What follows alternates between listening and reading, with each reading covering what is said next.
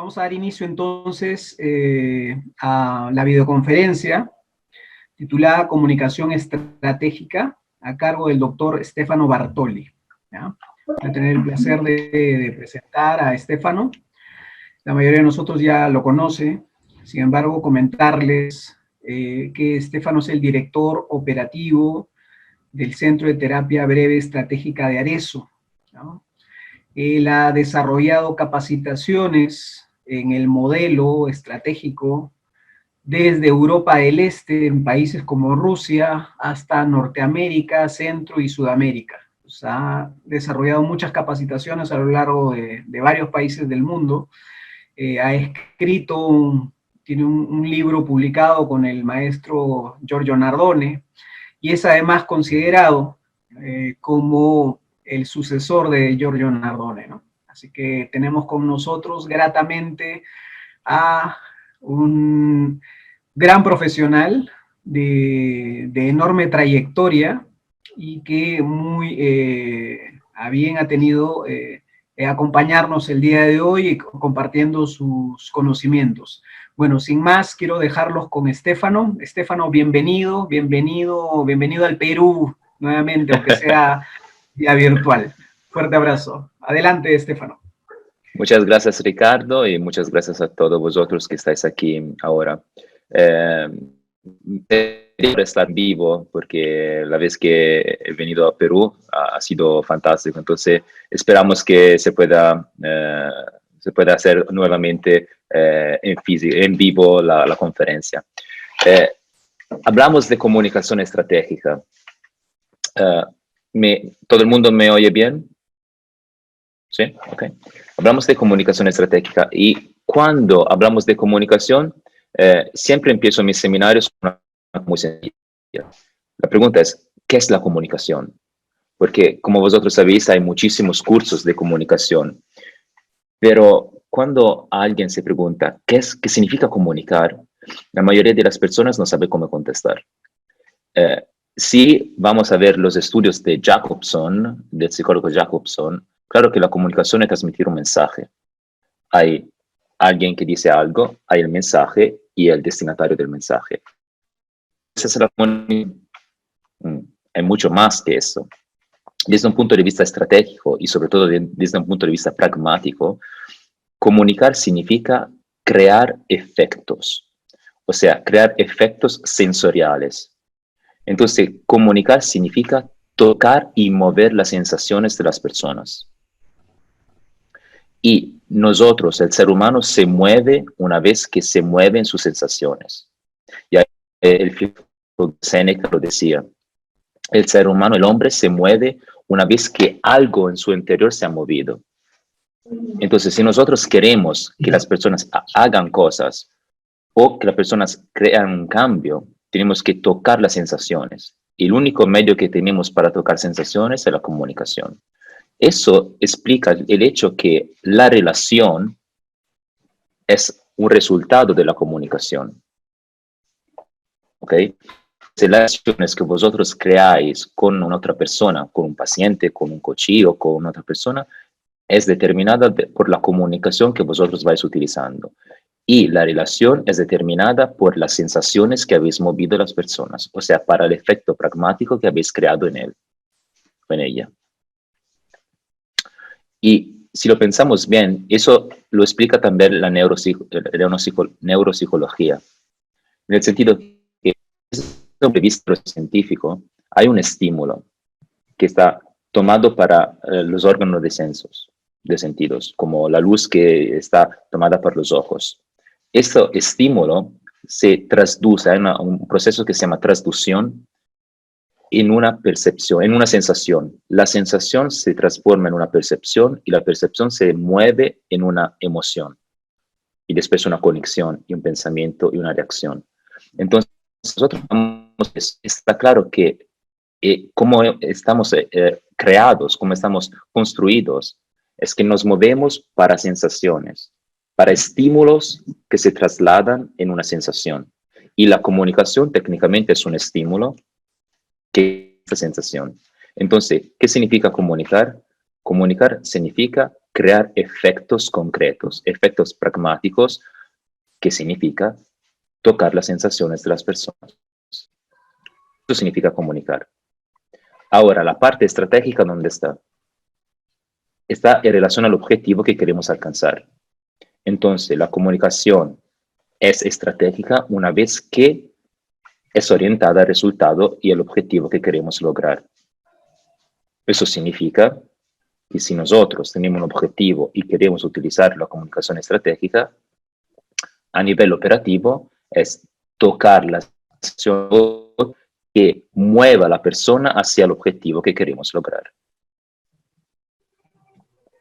Ahora, eso es muy interesante porque en los años 60 en Palo Alto, Paul Watzlawick y todos los otros profesores del Mental Research Institute, John Wickland, empezaron a estudiar los efectos pragmáticos de la comunicación y han encontrado 5 axiomas, o sea, digamos 5 modalidades que la comunicación tiene. Tenemos que pensar que los axiomas son como absolutos, o sea, no se pueden quitar los axiomas de la comunicación. Y el primer axioma que todo el mundo conoce y que ahora se ha trasladado en un aforisma, digamos, un aforismo es: no se puede no comunicar, todo es comunicación. Pero ¿eso qué significa? Todo es comunicación. Si lo pensamos bien, como lo hemos explicado ahora, saber comunicar significa crear estímulos, crear efectos sensoriales en una persona. No se puede no comunicar, significa que no se puede no influenciar una persona. No podemos ser neutros. Es técnicamente imposible. También si vosotros no vais a decir nada, no habláis, os calláis y sin mover el cuerpo y la mente, la presencia de estar ahí enfrente de una persona o de un grupo de personas, influencia los que os están mirando. Entonces, técnicamente, es imposible estar neutros. Y a nivel epistemológico, es técnicamente imposible. Eso significa que vosotros tenéis una responsabilidad. La responsabilidad es cómo voy a comunicar, a influenciar a la otra persona. Como no se puede no comunicar, no se puede influenciar a la otra persona. Entonces, vuestra capacidad terapéutica de psicólogos o vuestra capacidad de coach o de consultor está relacionada a cómo vosotros influenciáis a la otra persona. Más allá de las técnicas. Claro, las técnicas son muy, muy importantes, pero más allá de la técnica hay la relación, que es el resultado de la comunicación. Y entonces, si queremos hacer como un pequeño esquema técnico, hay comunicación, estímulo, o sea, efectos sensoriales, influenciamiento, relación. Eso significa, si lo vamos a ver al revés, que si una relación no está buena, significa que el central ha sido orientado, influenciado de una cierta forma y hay que corregir la comunicación. ¿Ok? Si no se puede no comunicar y entonces no se puede no influenciar, vosotros tenéis una responsabilidad: elegir cuál es la comunicación más eficaz y más eficiente para la persona que estás ayudando. Pensar que se puede decir algo así, o como muchas veces se dice, ¿no? Ah, esto lo he dicho, pero sin intención. No existe. Hablar es como lanzar una flecha.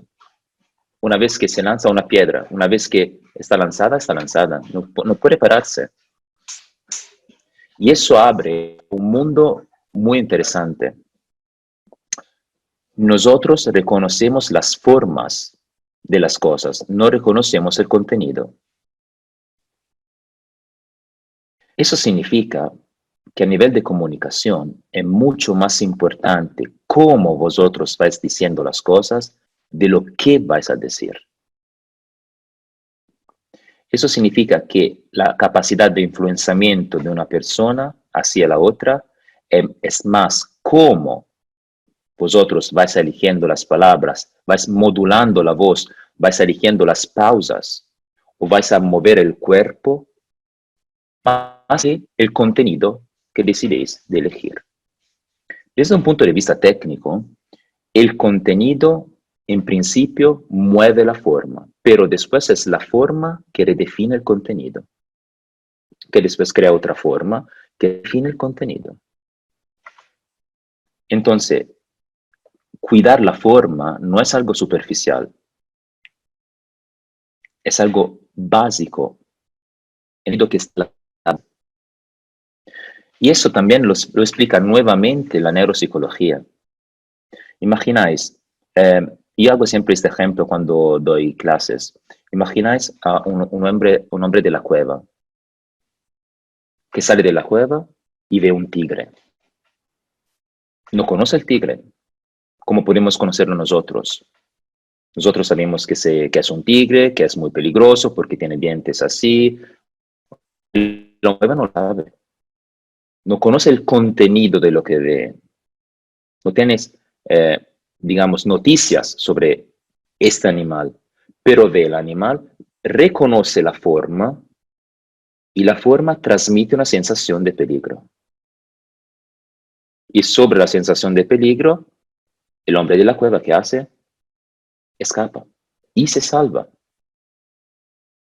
Entonces, nosotros hemos sobrevivido, o sea, el ser humano ha sobrevivido en el tiempo porque reconocía las formas de las cosas.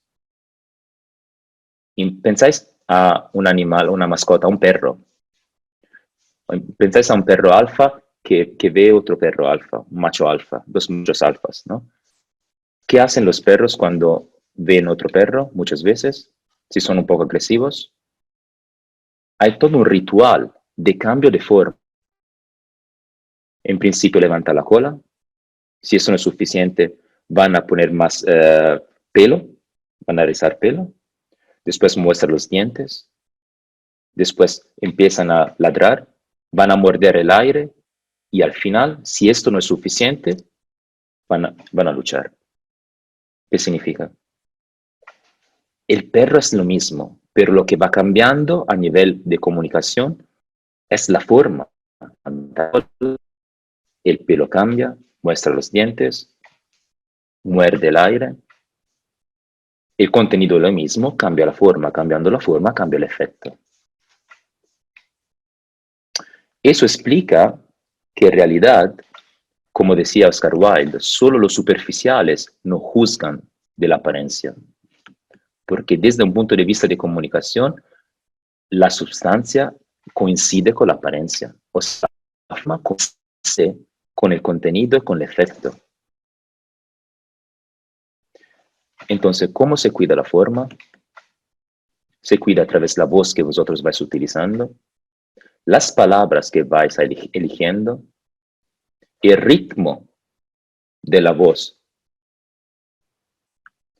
la modalidad con la cual vosotros vais a decir las palabras. ¿No?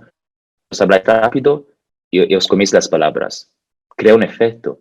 Si vosotros vais ralentizando el diálogo, todo cambia. Además que la comunicación hipnótica, la hipnosis en trance que nosotros utilizamos mucho, se basa sobre movimientos de comunicación. Comunicación no verbal, o sea, el cuerpo, paraverbal, la utilización de la voz, y claramente al final, verbal, o sea, las palabras que utilizamos. Y eso es el segundo axioma. Y pensáis, hemos hablado de la relación. La relación es el resultado de la forma que utilizáis. Las amistades, los enemigos, las personas que nos caen bien de piel, que nos caen mal,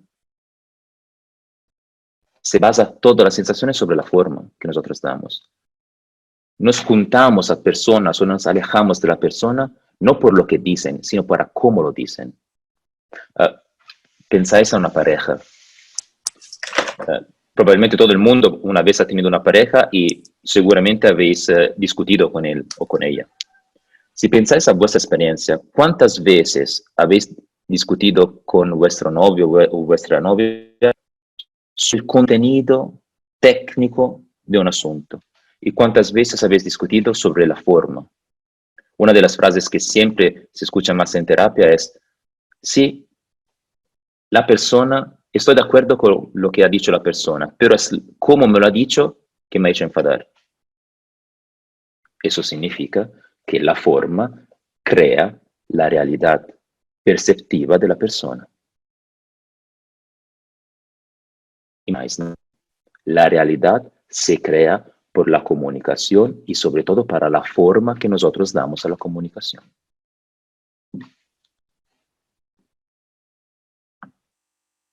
Ahora, eso es un poco la premisa teórica. Y podéis ver que no es nada nuevo, porque es la explicación de cómo nosotros funcionamos. La realidad es de cómo nosotros percibimos la realidad y de cómo nosotros la explicamos a través de la comunicación. Y cómo podemos crearla, podemos cambiarla a través de nuestra capacidad de comunicar. O sea, nuestra capacidad de influenciar los efectos sensoriales de la persona. Y de hecho, vosotros estáis estudiando el modelo estratégico. Si nosotros estudiamos la percepción de una persona, estamos haciendo un acto terapéutico estratégico. Estamos creando una reestructuración perceptiva en relación a la realidad que la persona está viviendo. Entonces, vuestra capacidad como psicólogos, vuestra capacidad como coach, vuestra capacidad de consultor, se basa, más allá de la técnica, sobre la capacidad de cambiar la percepción de la realidad que la persona está viviendo. Y podéis cambiar la percepción de la realidad solamente a través de la relación que se establece a través de la comunicación. Si vosotros cambiáis la modalidad de comunicación, cambiáis la percepción de la realidad de la persona. ¿Cuál es la modalidad mejor para empezar a influenciar la otra? ¿Cuál es la sensación mejor, más eficaz, digamos, que tenemos que transmitir para influenciar la persona? Los latinos decían, la sensación más poderosa es la suavitas, o sea, la suavidad. Y suavitas, esta palabra latina, suavitas, es la base de persuasión. Persuasión significa llevar a nosotros a través de las suavitas, de la suavidad. Entonces, la modalidad de comunicación más poderosa que podéis utilizar es la persuasión. Persuadir al otro hacia el objetivo que queremos lograr. Hay una diferencia muy importante entre persuasión y convencimiento. Son dos cosas completamente diferentes. El convencimiento se basa sobre la escolástica latina, en el sentido que yo tengo un asunto, una tesis. La otra persona tiene una otra tesis que se llama antítesis o antitesis. Entonces, yo propongo, voy a demostrar mi tesis. La otra persona propone su antítesis y empieza una lucha entre tesis. ¿Quién gana? Gana la tesis o la antítesis más perfecta o más construida bien, con números, resultados, donde no se puede crear una otra antítesis. Ahí hemos ganado, hemos vencido con una tesis, convencimiento. Pero ¿dónde hemos trabajado? ¿Sobre la parte sensorial de la persona o sobre la parte cognitiva? La parte más racional. Hemos convencido a la persona con un razonamiento. Eso significa que la persona dice, no puedo decir que no, pero a nivel sensorial no se ha movido nada. Muchas veces pasa que la persona acepta la antítesis, pero adentro se ha creado la gana de crear otra lucha contra nosotros sobre otro asunto. La persuasión trabaja sobre otros niveles. La persuasión trabaja sobre el nivel más sensorial, sobre las sensaciones que se mueven a través de la comunicación. Esa es la parte más importante.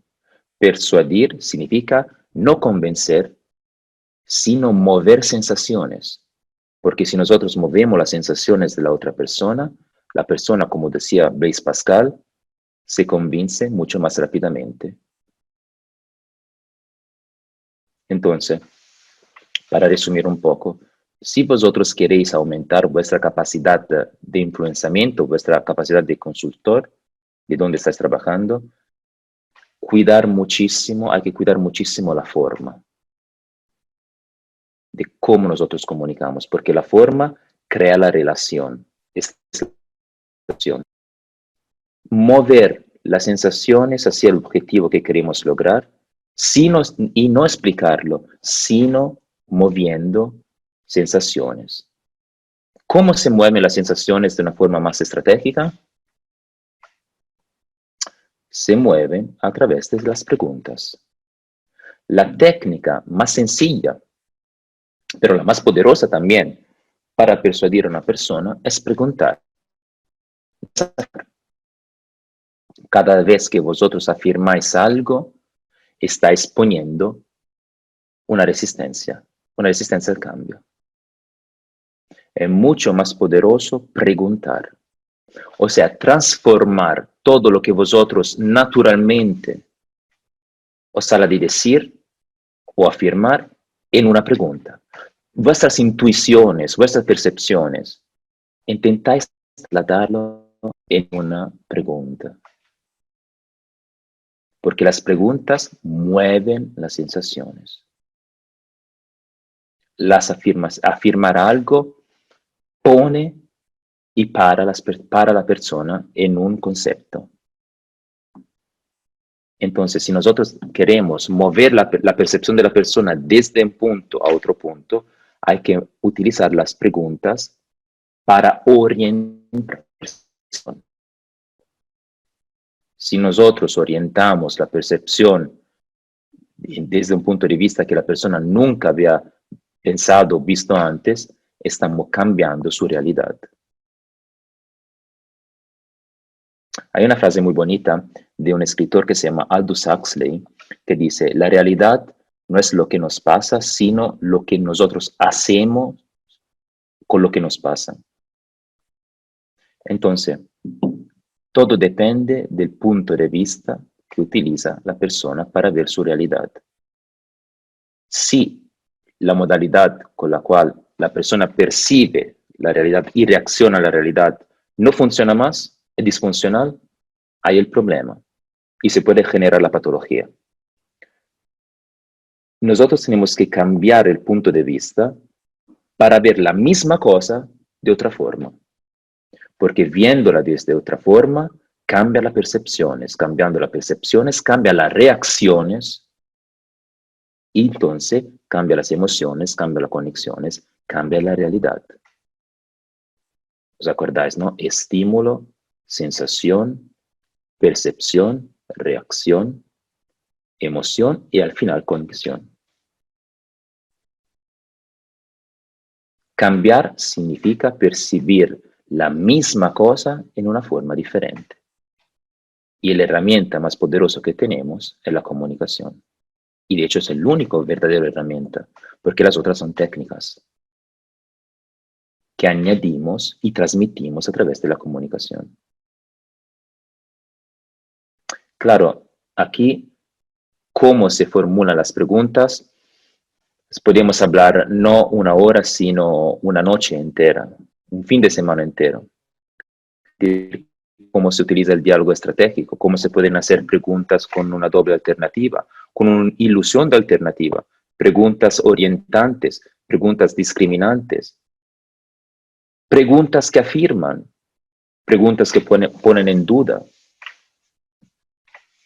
preguntas que pueden dar poder a la persona, empowerment, crear un empowerment de la persona.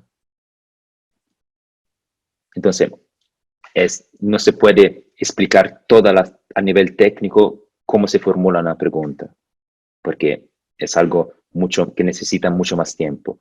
Pero el trabajo necesario es transformar cada intuición, cada percepción, cada cosa que queréis decir en una pregunta, aunque parezca natural y lógico afirmar. Y como sabéis, desde un punto de vista estratégico, nunca preguntamos el porqué de las cosas, porque el porqué pertenece al pasado, el pasado no se puede cambiar, y orientamos a cómo funciona una situación, cómo funciona un problema. Porque cada problema tiene un funcionamiento.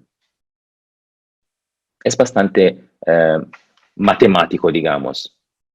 Para descubrir cómo funciona un problema, tienes que analizar soluciones intentadas.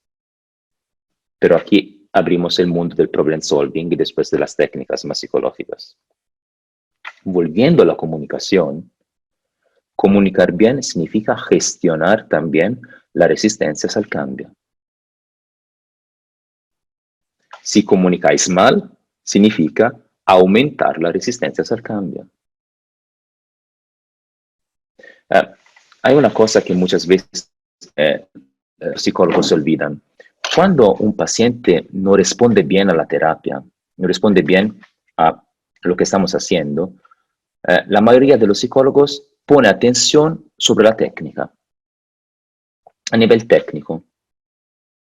A lo mejor no he entendido bien el problema, tengo que analizar nuevamente el problema, tengo que dar otra técnica, tengo que hacer otro protocolo. Pero el 90% o más del 90% de los fracasos terapéuticos, de los dropout, se basan sobre la relación, no se basan sobre la técnica. Si queremos cambiar la relación, tenemos que cambiar nuestra modalidad de comunicación. Crear una sintonía relacional significa encontrar la posición más complementaria al cambio, que no significa necesariamente ser igual a la persona. Muchas veces tenemos que ser diferentes para cambiar la persona.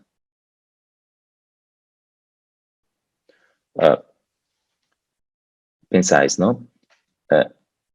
Si una persona necesita un psicólogo más duro, yo tengo que ser esta persona para ayudar al paciente. Pero necesita un terapeuta más dulce, que escucha más, que es más suave. Tendré que adaptarme y ser esta persona. Esto significa que vosotros tenéis que ser lo que vosotros sois y al mismo tiempo tenéis que ser la persona, el psicólogo o el terapeuta que el paciente necesita. Y esa es la base y, digamos, la base y al mismo tiempo la parte más evolucionada de nuestro trabajo. Ser lo mismo y al mismo tiempo cambiar siempre, como el agua. Es el estratagema final del psicólogo, del terapeuta, del coach. Ser siempre lo mismo y al mismo tiempo cambiar siempre. Hay un realismo del filósofo Heráclito. Una vez Heráclito dijo: ningún hombre se puede bañar en el mismo río, porque ni el agua del río es la misma y ni el hombre es lo mismo, aunque el río es lo mismo y el hombre es lo mismo. Y ese es nuestro trabajo. Esa es nuestra capacidad. ¿Y cómo gestionar esta ambivalencia de ser lo mismo y al mismo tiempo ser la persona que el paciente necesita? A través de la comunicación que nosotros utilizamos con nosotros mismos. Porque como nosotros influenciamos a la otra persona a través de la comunicación, también influenciamos nuestras sensaciones con la comunicación que utilizamos con nosotros. ¿Sabéis, no? Cada persona tiene 3 niveles de comunicación y relación. El primer nivel es la comunicación y relación con el otro. Después hay la comunicación y relación con nosotros mismos. Y después hay la comunicación y relación con el sistema, con el mundo. Saber dialogar con nosotros para cambiar nuestras percepciones, nuestras sean más eficaces y eficientes para gestionar nuestra realidad y para ayudar a los otros, el trabajo cotidiano que tenemos que hacer. Porque si nosotros no sabemos cómo influenciar nuestras sensaciones, ¿cómo podemos influenciar la sensación de otra persona? Así que todo es comunicación. No se puede no comunicar. Volvemos a lo que Paul Watzlawick hace en su pragmática de la comunicación humana. O creo que en español es la comunicación humana. Todo es comunicación. También el silencio es comunicación. Imagináis una madre que tiene un hijo de 15 años que empieza a salir con sus amigos. Le envía un mensaje para saber cómo está y el hijo no contesta. ¿Crea sensaciones en la madre? ¿Mueve las sensaciones? Totalmente sí, la madre empieza a tener miedo que pueda haber pasado algo. Entonces, la falta de comunicación, la falta de respuesta es una respuesta. La falta de comunicación es una comunicación. El silencio habla mucho más de 1000 palabras. Así que es mucho más importante elegir muy bien, elegir las palabras. Porque algunos silencios pueden matar como hacer enamorar a una persona. Pero el silencio en su estructura es lo mismo. Lo que cambia es la percepción que siente la persona. Entonces, para, digamos, poner un marco al cuadro,